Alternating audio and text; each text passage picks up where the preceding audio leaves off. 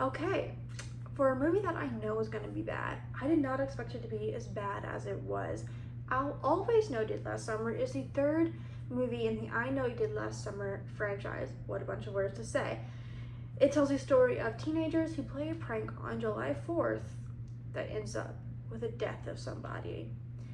Now, this movie could have been so much better if they just rewrote, recast, and everything, because that could have been an interesting concept to connect to the franchise. But the way they handled it was really done poorly. So, with that being said, I managed to find no positives, but two mixed. And my first mixed is easily going to be I think the kills and the gore are decent. It's borderlining and almost bad, but I think it's decent. I don't really have anything bad to say about it in this movie. It's borderline there. It's fine. The other mix I want to give it is I found the scenery with the small town. They were really trying to create that kind of vibe. I thought they did a decent job at that.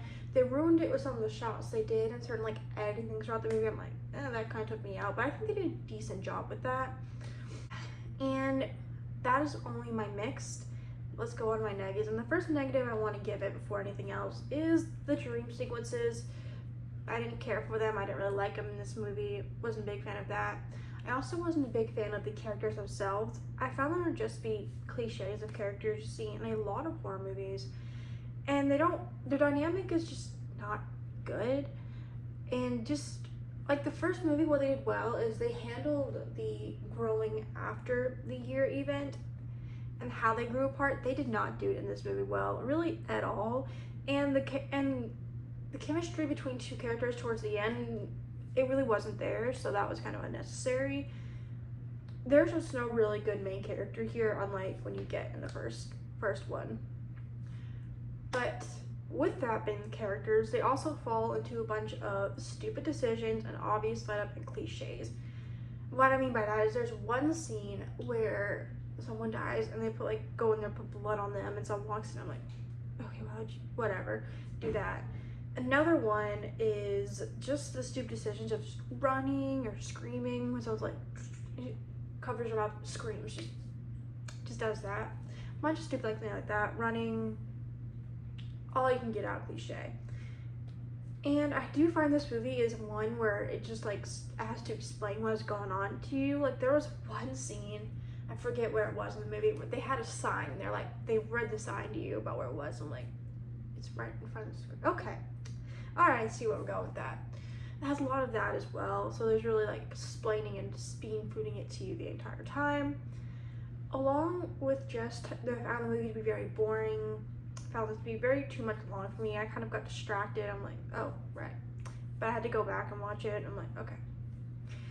But overall, there's just so much bad things about this movie. Really, the whole movie is bad.